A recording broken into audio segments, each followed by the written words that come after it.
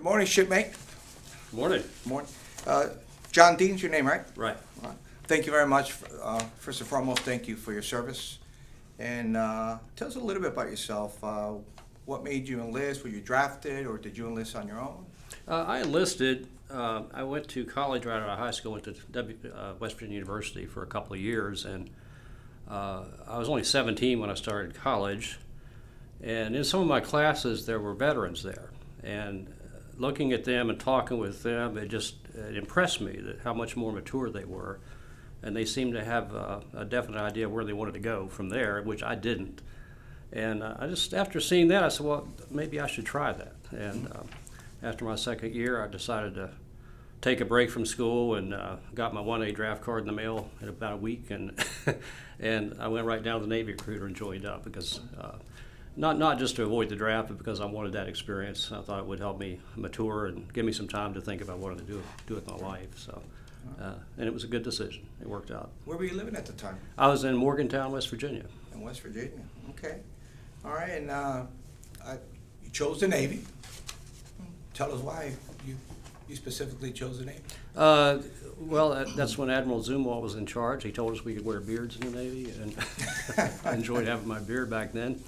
That was one reason. Plus, I had two uncles who had been in the Navy. One was a career Navy man, and I always enjoyed hearing their stories, and thought I'd like to have some stories myself. So that all influenced me.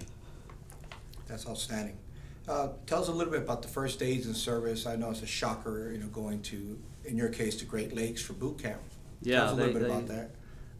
The recruiter picked me up at my house, took me to a small airport in West Virginia, and flew eventually to O'Hare Airport in Chicago.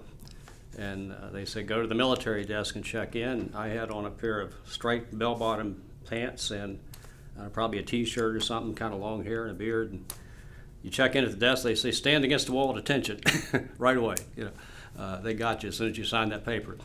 And I'm standing there going, what did I get into now? And then the bus picked us up to take us over to Great Lakes. And the same thing you've probably seen on TV where the guy gets on the bus and says, you better give your ass to God because it's mine.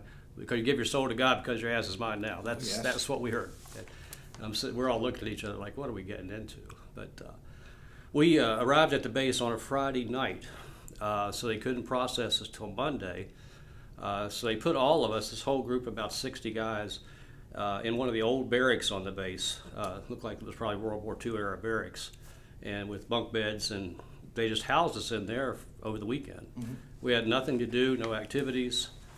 We kind of got to know one another because we were all from different parts of the country. It was actually a good time, and we spent a lot of time arm wrestling. And because I had worked in a coal mine that summer before I went to the Navy, I was in pretty good shape, and I was able to beat everybody in there in arm wrestling. So I gained some respect right away, and that helped me through boot camp. Nobody picked on me. So most definitely. Yeah. All right. Now, what are some of the main highlights through boot camp and training? Well, boot camp, I didn't do it the normal way. We ran a battalion with, there was like 4 other companies like ours, about 60 men in them. I was the only one in the whole building who could type because I'd had typing in high school. So they put me in the office downstairs to work with some of the officers and chief petty officers to send out memos all day. So I typed my way through. They had me do some of the basic things I needed to learn, and I did some marching and all that. I never did learn how to tie knots, and the normal stuff you think Navy does, but and it worked out okay because later on I ended up working in an office anyway, so I kind of typed my way through the Navy. That's good. They exploited your administrative capabilities. Yeah. That's pretty good. What made you get through boot camp successfully? I know it was a shocker going in.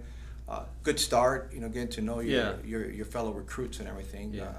Well, I got to hang out in the office most of the day. Then, of course, I slept in the bunks with everybody else.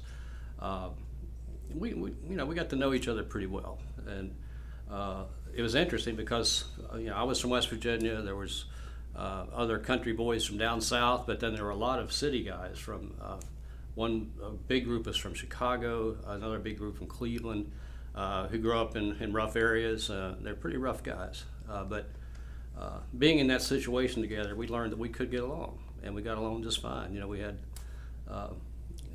we got to be, we felt like friends by the time the whole thing was over. And that taught me a lot about people. That I'd been pretty much in West Virginia up until then, so I got to meet people from all over the country, and in a short time we were able to bond and realize we had a lot in common, even though we grew up quite differently. That setting of having other recruits coming together from different walks of life is pretty unusual. And it's good that at the end y'all come together, focus, and develop teamwork, and make it to through boot camp, using each other as support. Right. Which era did you serve in? It was the Vietnam era. I went in 1972 in January through January of 1976. Of course, Vietnam ended in the middle of my enlistment, but I never saw combat. I went to from Great Lakes boot camp down to Orlando, Florida for training for the personnel type things, to work in a personnel office, mainly learning how to fill out forms for the military, because everything required a form back then. I don't know how they do it now. It's probably electronic, but there was plenty of typing to do all day just to fill out paperwork. So we got trained in how to do that, and I was immediately stationed in Rota, Spain with the VQ-2 Squadron, which was Fleet Air Reconnaissance Squadron 2, based in Rota, Spain. And we had several airplanes that flew reconnaissance missions all over Europe and the Southeast and Russia and all these places. I worked in the personnel office, which meant I did all the paperwork, and all the enlisted men kept their files updated. If anybody had to go on leave, we did their paperwork. When they transferred in or transferred out, we did all the paperwork and that kind of thing. Kept us going. All right. And how did you adapt to the culture? I know you say you were a West Virginia boy, and then ended up in Spain. How was that like? Yeah, it didn't take long, actually. I lived on the base for just a couple of months in the barracks, but then a couple other guys, myself, got an apartment out in the little town of Rota where we lived, and it was pretty much just like going to work like you do here. We got up in the morning, went to work, and came back home, and go out to eat or hang out. I used to hang out in the bars back then, like all the sailors did. That was pretty much our life, and then eventually I moved a little farther away from the base, about 12 miles out, a small town called Chipiona, Spain. It was kind of a little fishing village, and there were a few Americans there, but not a lot, so I got to experience more of the Spanish culture there, and I just commuted back and forth to the base. That was much more interesting, and I think I learned a lot more by doing that. Did you get a chance to go on temporary duties to other countries? Yeah, I spent a little time in Sigonella, Italy, Suda Bay, Crete. We went there for war games one year for a couple of weeks, and got to see the beautiful beaches in Crete, and spent a couple of days in Germany, flew to England a couple times, just for temporary duty, but I was stationed there in Spain, as my base the whole time, all through my enlistment. That was a great experience. It was great. It was great. Tell us, how about, I know you mentioned your tour duty, going TDY, your medal citations, how'd you? The one we did get was for the Middle East War of 1973, because being a reconnaissance squadron, our planes had to fly extra missions just to keep track of what was going on. And for me, it just meant working 12-hour shifts in the office. We played a lot of cards and sat around, but the whole squadron got a medal. So it's not that I did anything heroic. We put in a few extra hours during that time. How was it, you being apart from your family, especially being so far away overseas? How did you adapt? How did you stay in touch with them? It was somewhat difficult. I was able to call them a couple of times a year. It was very expensive to call. You had to go to a call center somewhere in Spain and call from there. But we wrote letters. I was able to go home on leave 2 or 3 times a year for a week or so at a time and get to see everybody. We kept in touch pretty well, though. It wasn't not as well as I can now. Well, back then it was snail mail. Yeah, right. Yeah? Right. Or trying to get on the phone and. Yeah. But I would come home and leave, and I couldn't wait to get back. I was having a good time, I liked being there. What you do for entertainment? What was your leave or your recreation? Well, when I went on leave, I generally went to see more of Europe, and I know one time I flew by myself up to London just to go to movies and shows and hang out in the city there, and that was great. I got to meet a lot of people, and I've always been blessed. I can sit down somewhere and just start talking to people, and we had I met a lot of great people the first time I did that, and then I was able to go a couple other times with some of my friends, and we did pretty much the same thing. Of course, a lot of my leave time I came home to visit my family, and but I got to travel a lot also. Right. Bonding with your fellow sailors, you know, comradeship, a lot of. Yeah. There's something that gets you through any way, pranks or anything you all did to keep morale up. Yeah, well, the great thing about my job in the personnel office, I knew everybody. The 600 guys in the squadron, I knew every one of them because I checked them in when they came in. Even a lot of them, I knew their kids' names and everything else because we had all that paperwork there. Mm-hmm. If they had a baby, we had to fill out the paperwork, you know, and so we were involved in people's lives a lot more than you might think just by being in that job. And a lot of us who worked there in the office and elsewhere in the squadron became really good friends. And I had roommates that worked in different parts of the squadron. Some flew on the planes and some maintained the planes and that kind of thing. But we formed some strong relationships. In fact, there are still a couple guys I stay in touch with now after all these years. One lives right here in Baltimore, teaches at Loyola University. Oh, nice. Young man had never read a book when I met him, but he went on to get his PhD. So I'm proud of that. Now, you said you served all your time in Spain, and then did you come back to get processed out, or did you get reassigned No, actually, somewhere? I was able to get discharged there. There? Yeah, Okay. that was an option. We could get discharged there as long as our behavior was good. We had a good record. They would let us do that. So I stayed in January '76. I was discharged there in my office. That's where we did everything. And then I went up to Sevilla, Spain, which is a couple hours north of where we're stationed, a larger city, beautiful city. And I enlisted at the University of Sevilla, and of course it was called Spanish for Foreigners. So I just went to the school there, and where it was all done in Spanish, and there were people there from all different countries in the class. And there too, I got to meet Middle Eastern people, Chinese people, because we were all there in the same thing. We were just learning Spanish together.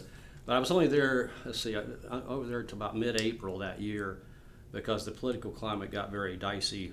General Francisco Franco died about then, and the whole political situation was kind of chaotic right then. And I thought, well, I better get out of here before something happens. They were having riots and demonstrations in the streets, and I thought I'd better get back home. So I went back to the base and caught a flight. Now when you made it back home, I know trying to get used to being a civilian all over again. How did you adjust? What did you do? Yeah, that was the surprising part, you know, because when you're away 4 years and you come back, things are different. The nation's different. The atmosphere is different. And besides that, my parents had moved while I was there. My dad was a pastor also and moved every few years. He moved to a little town in southern West Virginia called Bramwell. I didn't know anybody there, but I had to fly home, and I took a bus down to Bluefield, West Virginia. My dad picked me up. And I'd been traveling for a couple of days. I was kind of dirty and scruffy. And my dad, being my dad, picks me up and takes me right to a Kiwanis meeting there in the little town they lived in. And he was the president of the Kiwanis Club. And I was just wanted to go to bed, you know. But they had dinner there, and I had to sit there and answer a bunch of questions before I'd even gotten to their house yet. I hadn't even seen their house. So that was kind of odd. And my plan was to live on a small farm that belonged to my grandparents that they had passed away, and then my dad owned the land, so that was in central West Virginia. And after staying with my parents a couple of days, I went up to that farm and moved there, out in the middle of nowhere. I thought that would be a good thing to do. As it turned out, it wasn't. I did that for a while, but once I finished doing all the work that was to be done around the farm, got the house fixed up and the barns and all that stuff, I'm like, what do I do now? You know, I did take some classes at a local college, but I got pretty bored. And was that using your Montgomery GI Bill? Yeah, yeah. I went to school on GI Bill because I still needed a couple years of college, and took some classes there at a local college, and then ended up moving down to southern West Virginia where they were living, and I worked for a contractor doing carpenter work and things for a while, and eventually finished my degree there at Bluefield State College. I know being in the military, whether it's 4, 10, 20 years, you build these close relationships with other people, other sailors, or other branches, Marine, etc. You mentioned one gentleman that teaches at Loyola. Yeah. How do you stay in contact with anyone? Well, maybe once a year or something like that. It's not, we don't see a lot of each other. We're kind of in different worlds now. Is there any others from your unit? No, not that I've been in touch with lately. I mean, for a few years I kept in touch with a couple of guys. I actually took a trip when I was living on that farm. A friend of mine in Pennsylvania came down and picked me up, and we went out to Iowa to visit a friend of ours out there. That was a good trip. He was going to college at that time too, and he eventually finished college, got married, and moved to Seattle or somewhere way out west. So I never saw him after that. And when you came back, did you join any other type of veteran organizations? No, because there really, where I lived, there wasn't much. You know, I was in central West Virginia, kind of in the middle of nowhere. And in order to do any kind of reserve service, I had to come up way over this way somewhere into Maryland. It was just too much traveling to do, so I never did that, no. And what was your career then? Well, eventually, you know, once I finished college, I went right into to work for Kmart in retail as a manager, and trained there in Charleston, West Virginia, for a few months, and managed a store in Beckley, West Virginia. Went from there to Philadelphia for about a year, and I was transferred down here to the Washington, D.C. area in '83, which is how I ended up in Maryland, and worked in the retail area for 22 years altogether. We've always lived between Frederick and Gaithersburg for the last 35 years, my wife and I. So great. We like it here. Now, did your military experience influence your thinking about the war or about the military in general? I do recommend the military to a lot of people who don't really know where they want to go in life, because it helps you kind of get yourself together. I really admire now that the military is much more professional. It's harder to get in, and they have higher requirements, which I think is a good thing. And I really have a lot of respect for the way they do it now. I was kind of disappointed that you didn't really have to be in very good physical shape back then. And I worked for guys with the beer gut out to here, you know, and I couldn't respect that. I said, well, how can they let you do that? You know, you're supposed to be ready to serve, and in shape. You sit around and drink beer all the time, you know. Now, your service and your experiences in the military, how did that impact your life? I think it gave me a much wider perspective on the world and on people, because I learned that you can be friends with people that speak a different language. I've learned what it was like to be the foreigner in another country, which unless you go there, you don't do that. You don't get that. I know what it's like to be in a room where nobody else speaks English, and you have to figure out what they're saying, and that's hard to do. For some people, like me, it takes a lot of work to learn another language. Now, some people pick it up faster, but I've come to respect how immigrants who come here are struggling just to learn the language and get by. And we all say, oh, you got to speak English. Well, that's not easy for everybody, and it takes a long time. So I think we need to be more understanding about that. All right. Well, thank you very much for your time. Is there anything you want to add?